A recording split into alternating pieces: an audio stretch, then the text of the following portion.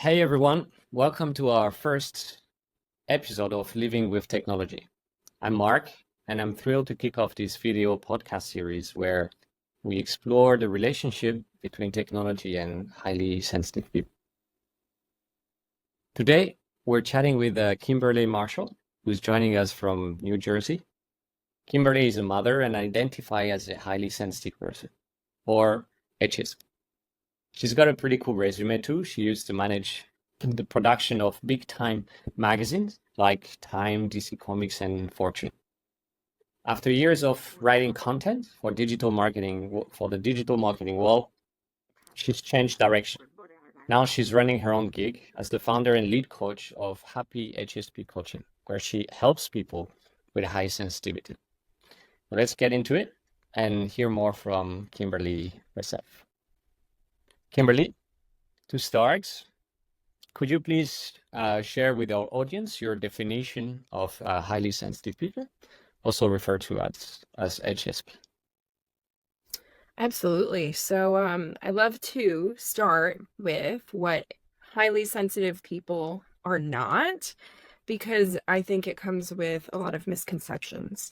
So I think when people hear that you're a highly sensitive person, they think that you're crying or upset all the time, you're introverted or shy, that you have a disorder or something wrong with you, right? And it's quite the opposite. It's something that we're born with. It's actually a personality trait, right? So it's not a disorder or something that's wrong with you. You're born with this, and it's not rare either. One out of every five people that we know in our lives have this trait, right? So men equally as much as women. So that's 20 to 30% of the population right there. So it's not rare, not a disorder. And it does kind of have something to do with emotion, but it's basically characterized by four main, parts, if you will. And one is depth of processing. Highly sensitive people have a very deep imagination, a lot of creativity. We're thinking things through from every different angle. So we think through things very deeply. The second is overstimulation, because we're taking in so much information around us about the world and the people in our relationships. We often find ourselves in this state of overwhelm or, too much going on. Another is emotional reactivity and empathy. We have deep emotions. We're really in tune to our emotions and we understand the emotions of others. And the last is sensing of the subtleties around us. So that's, other people's emotions, that's things going on in our environment. So it's not so much sensitivity as in emotion. It's more sensitivity in all the senses, your sight, taste, touch, smell, everything. So that's pretty much the definition. Brilliant. Thank you, Kimberly, for sharing with us your definition. And the last time the last time we talked, you said something I personally found very interesting, and I wanted to talk to you about this today. You said HSPs are wired to sense danger. Became fascinating. I even did some research about this because I love that idea. In order to protect our species, maybe could you help our audience better understand these concepts? Maybe where it comes Sure. from, if you know, and actually how it manifests. Absolutely. And it's pretty fascinating because the woman who kind of spearheaded all of this terminology and, she is, I believe, a psychologist, Dr. Elaine Ahrens. She wrote the book, Highly Sensitive People. She's written quite a few books on the subject, and science is backing up what she had thought was going on with highly sensitive people, back when she was starting her research. And what scientists have found, which is fascinating, is that it seems to be an evolutionary trait that certain species have a number of the their population that has the sensitivity, and they believe it's to sense danger, right? So like they see it in bees, they see it in monkeys and humans, that 20%, and it's the same amount or the same percentage, 20 to 30% of their population have these sensitivities to their environment, so they can pick up on dangers and warn the tribe so that, that species can survive and keep thriving, which is pretty cool if you think about it. It is amazing, and I love that concept. And to be honest, I think a lot about it because Yeah. it helps me understand also as an HSP things that I have gone through in my life, and I could definitely relate to that kind of role in many different experiences I've had. So yeah, thanks for sharing that, and hopefully some of our audience will also like identify to this this specific trait. Absolutely. So, I think, go ahead. yep, sorry. Well, it just helps you understand, like, the reason a lot of HSPs have so many like difficulties is because we're constantly scanning the horizon for those dangers, and it just does such a number on our nervous systems. So you may notice, like, at the end of the day, you need to have a quiet room, you need to really, relax and allow yourself to recover, because we're constantly searching for that survival, for that way to survive and keep safe. So it can be exhausting. Brilliant. Thank you so much for sharing that. That already helped me a lot, and I hope yeah others will also benefit from that. In so let's dive a little bit into the technology aspects, and especially um, an important aspect of setting boundaries, which is extremely important for HSPs. Um, and yeah, so I have a couple of questions for you about that. And yeah, hopefully we'll make some progress in understanding how, on one side, highly sensitive people could cope better with and live better with technology, but also how designers of technology can accommodate to a bigger crowd of people that have sensed. So perhaps maybe you can help us understand better this concept of boundaries and for highly sensitive people. Why is it so important, and how does it apply perhaps to the use of technology? Sure. I found this question so interesting because, I think when we talk about boundaries a lot, we talk about relationships. And it's kind of the same idea. It's all about energy, right? So there are things in your life, in my life, that either deplete our energy or build our energy. In relationships, there are things that work and they don't work, that deplete our energy or give us energy. So it goes with technology as well. This could be your physical space, what the place where you are consuming your technology. You know, Not even that, but like if you live in a city versus a rural atmosphere, I believe that was your part of your story, right? Where you lived in a city and had to kind of go a bit more remote because it can be such an assault on your senses and your nervous system, and being so in such a chaotic atmosphere all the time is just not good for the HSP energy, spirit, nervous system. We really need a lot of downtime. Um, so when it comes to technology, it's really about, setting boundaries around your physical wellness, making sure that you're not sitting all day. A lot of us work at computers or we like to relax on our phones. It's an emotional boundary, what feels safe for you versus unsafe. It's about time management. What are you supposed to be accomplishing this day? What are you wasting your time doing? So it seems pretty complex, and it depends on the person, I think, using the technology. But in general, my belief is that it's really up to our individual selves to learn and understand what our boundaries are and need to be, and sticking up for those boundaries, right? So like screen time, taking breaks, having time away from your phone. I mean, I don't know about you, but I can get very little done in the day if my phone is by my side, with all the notifications and the social media pop-ups, compulsive behaviors like needing to check your email every 5 minutes. Really, technology just seems to really kind of pull us into that obsessive compulsive type behaviors. So the boundaries really need to be around, and this is just for usage. I'm sure there are boundaries that we could think of with, technology companies and the way that it's being used and, artificial intelligence. I mean, there's so many complexities to this conversation.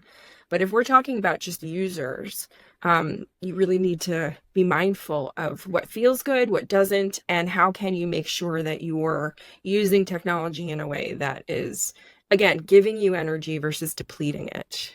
Because I think most of us fall into that latter camp. Fascinating. Thanks, Kimberly. Is it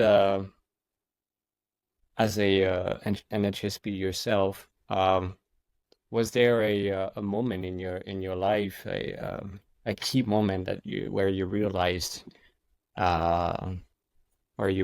something about your use of technology that perhaps you want to share with us? Yeah, I mean, I think it's easy to go down the road of it's bad, it's awful, it will harm you, but there's so much good that technology does. I mean, as you mentioned, a lot of the people that will be listening to this podcast, a lot of your clients are in the tech industry. You are in the tech industry. So there's got to be a lot that it does well, like medical advancements and, I don't know if you think about these things, but like every time I like get in a car or I'm flying in a plane, I'm just like, this is incredible. Like all the things that technology can help humans do, going faster, farther, getting better, improving our minds. So it can be quite amazing. But I think because it's so amazing that it can be quite addictive. So yeah, my advice has been, you know, there are things I want to accomplish in my life, and I think there's things that all people are called to do with their lives. And technology is pretty new. In the past 100 years, we've made such strides with it. So, we're still learning about how it affects us, about how it affects our mental health, how it affects our physical health. And me personally, it's really about taking that time away from technology. There are things I love to do that I will not do if I can sit and scroll and hours go by and you don't even realize it, and then that makes you get kind of hard on yourself. I didn't get in the garden today. I didn't get my writing done today, my blogging. I really believe that, to get those things done in your life, you have to put the phone in the other room. You have to leave your computer on your desk and step away, especially for the HSP brain that needs that time to recharge and be creative. You just need that time. And few of us give it to ourselves. Yeah. You just said something, and that, if you don't mind, I'd like to explore a little bit more. Is you talk about addiction in a couple minutes ago, and I was wondering if you had an opinion on whether highly sensitive people are more vulnerable to this kind of problems. Oh, I think they are, absolutely. It's interesting. We're so different and multifaceted. Like, some of us are introverts, some of us are extroverts. Some of us do not like to use our senses and prefer to keep, stimulation minimal. And some of us love to feel.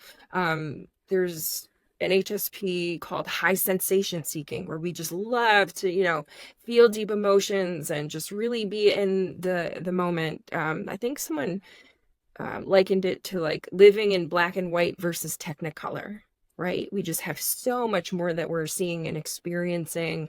So that can be highly addictive, I mean, you're looking for those dopamine hits and, scrolling on social media. It's that instant gratification. And because we feel everything just a little bit more than, our non-HSP family members or friends, like I mean, if you take their good feelings and you multiply it by like 100, we're feeling great. So yeah, I would say that for HSPs who, especially ones who enjoy feeling and sensing and using our senses, it can be highly addictive and hard to Makes a stop. lot. Makes a lot of sense. Thanks a lot. Yes. I Yeah.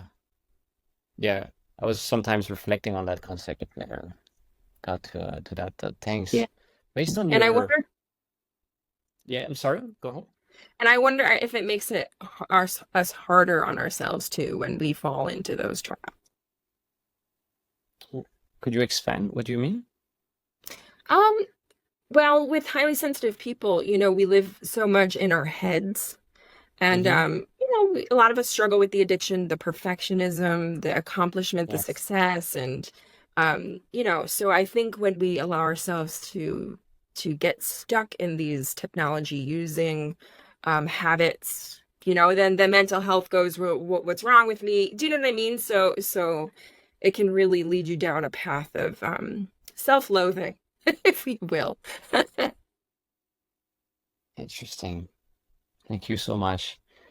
To take a bit of a different perspective to this conversation on from the makers of technology, do you think that how would you how would you think their awareness of these problems are, and how do you think they're handling boundaries of all these, companies that are building technologies for us?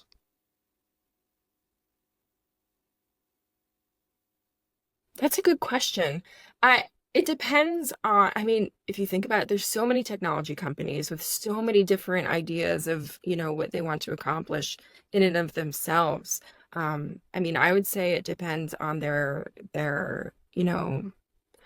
not motives, but what they're trying to do. Like, a lot of tech companies help with marketing and getting people, ads and making sure that they have those data points where they know like the demographics and their, um, so it's interesting. I don't know if they're thinking of boundaries. Do you have a different point of view being in the tech industry? You may have a very different idea of that. Do you see people like thinking about this more? Is it like a newer thing or Yeah, thank you for asking back the question, because indeed, from my perspective, I wouldn't say that's something that's often talked about. yeah. We know that there could be potential harm to our so-called users, but I wouldn't say there is a proactive approach to in place in the building of the technology that really want to make sure those things are we protect our users from addictive behaviors or from damaging their self-esteem or Right. things like this. So yeah, I was interested to hear also your from your perspective, if you had a or someone who doesn't necessarily work in that field, that you had a sense that, yeah, technology is doing an okay job at providing the tools or proactively helping people deal with that. Um, I have yeah, I, I have some of I have my opinion on that, and I'm trying to help our clients to be more aware of this and take this into account. But it seemed to be a personal choice at the moment rather than the norm in the industry. Yeah, and that makes sense to me because, like any business you're running, you have a certain, objective that you're trying to accomplish. And you're not always thinking of those things. And that's why I love that you're having these conversations because, you know, I feel like it's going to help people think more of the user, especially from, more um, users who may be affected a bit more than your average person. Um, I'm sure there's lots you can think about, but as far as boundaries, my assumption would be that As long as tech companies are A, taking this into consideration, like you are, so thank you for that, and B, giving more control maybe to the user, as far as, you know, how the technology is used, maybe a bit more um, transparency as to how the information's used or how to be able to lessen, the notifications or the sounds or the vibrations, these types of things. A little bit more control on that would be, um, you know, it would be useful for the user, Hmm. to be able to use your technology, but also know how it works and know how we can use it to our advantage. I mean, if I was coming at it that way, I would think that it would just help us want to use your technology more. If we were able to use it in a way that felt better on our nervous systems or bodies or minds. Hmm. Yeah, thank you for sharing. It makes sense. Um, in a conversation you and I also had before, you mentioned that oftentimes the people that you help, um, or that perhaps will have a hard time uh, admitting that technology could be part of the problem they're experiencing. Um,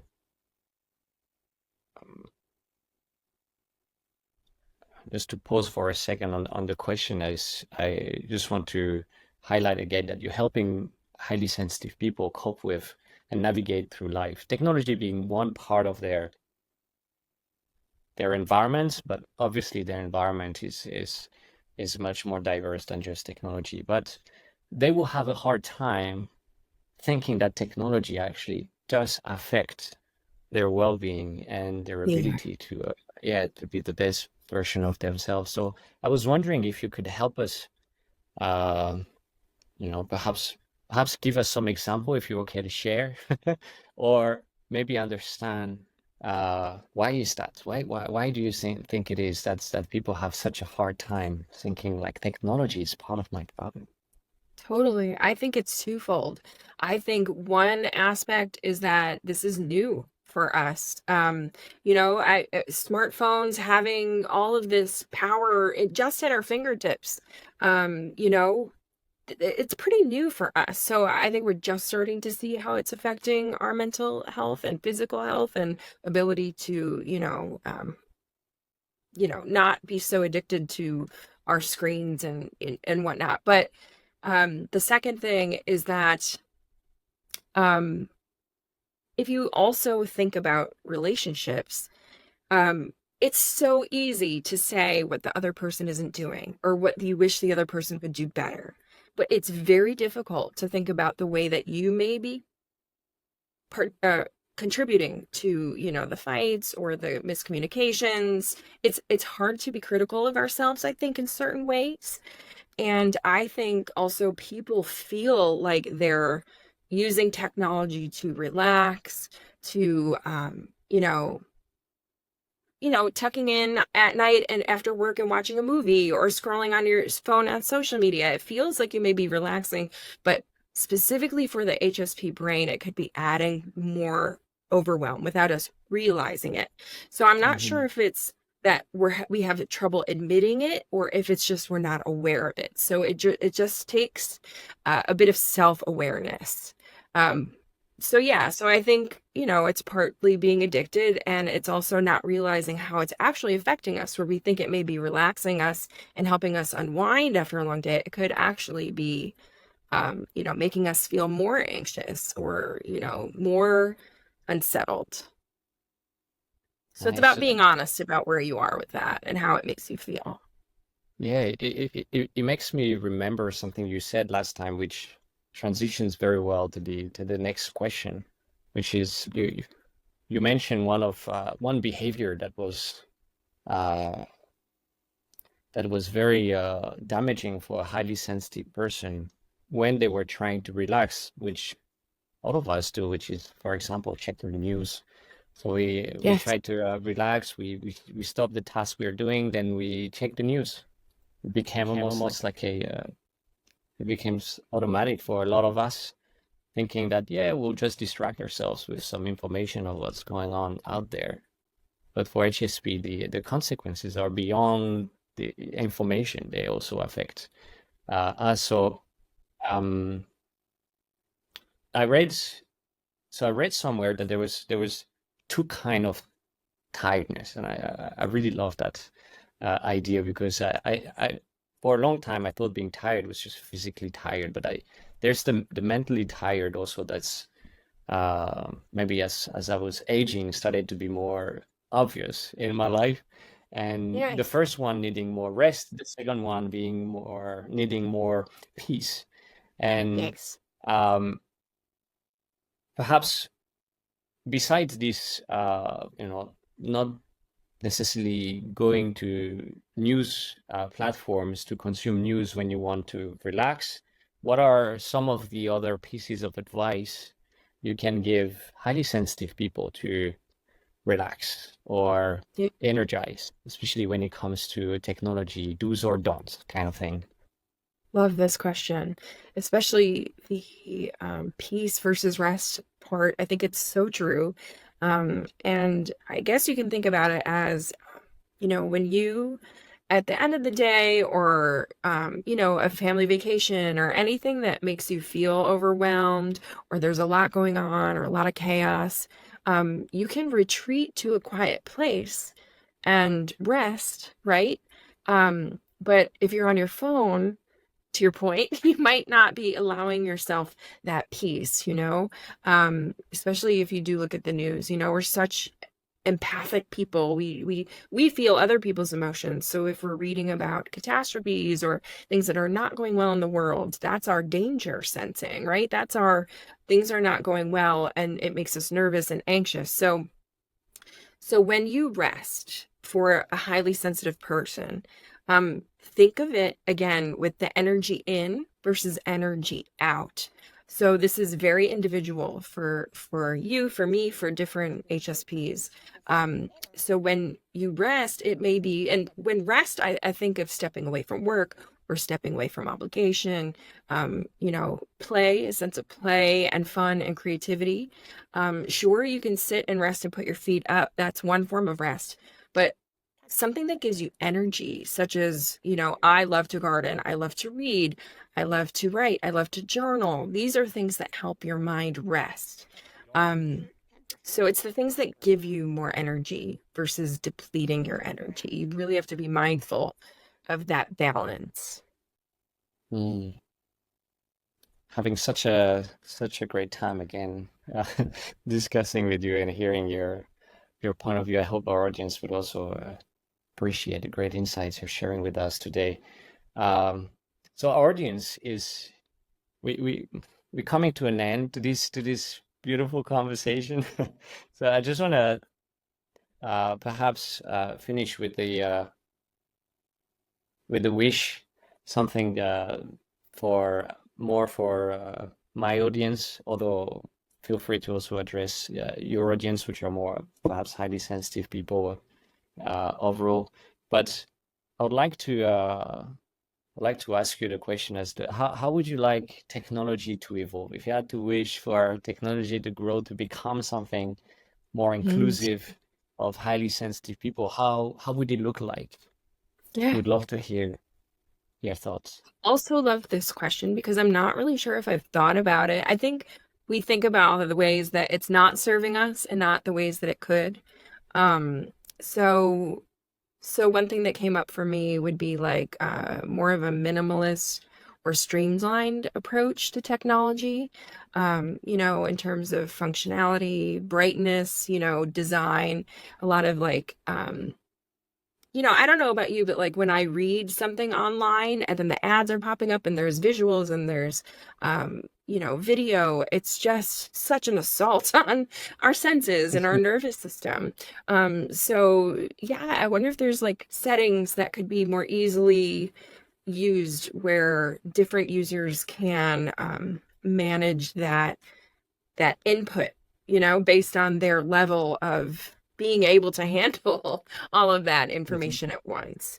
Um, so that, and then I would say more apps or technology that helps people be more mindful and relax with peace, or, be more cerebral, things like that. Just helping give gentler experiences for HSPs along their interests and, and goals and careers.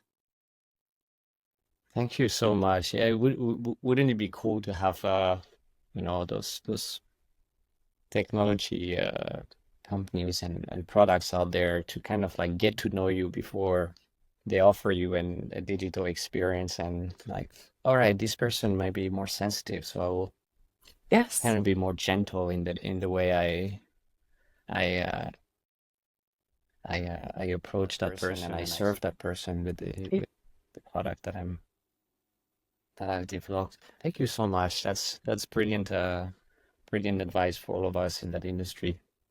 Um, Thanks. So this was it's too short. We should be talking for 2 hours, but I hope Yes, hopefully there's great. already a lot of insights for our audience. But perhaps just to conclude, and that's really on for our audience and your audience to get to know you more and be able to reach out to you. Can you help them understand again your mission with Happy HSP Coaching, and maybe Sure. how they could reach out to you?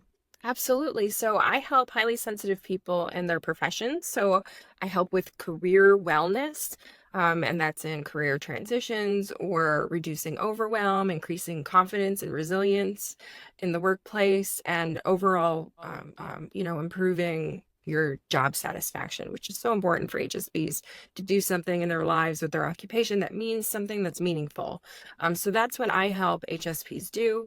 And anyone can contact me through my website at happyhspcoaching.com, or I'm on social media at Happy HSP Coaching on Brilliant. Instagram and Facebook.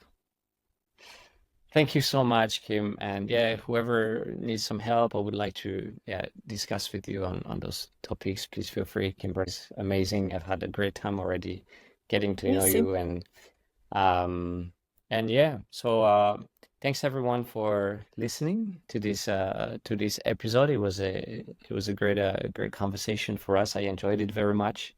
So stay tuned. There's going to be more to come, and hopefully we'll dive even more about the life of highly sensitive people and how technology affect them, or how technology could evolve to be an even better tool for the majority of us.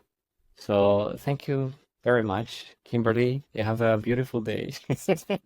And yeah, we'll be in touch very soon. Thank you.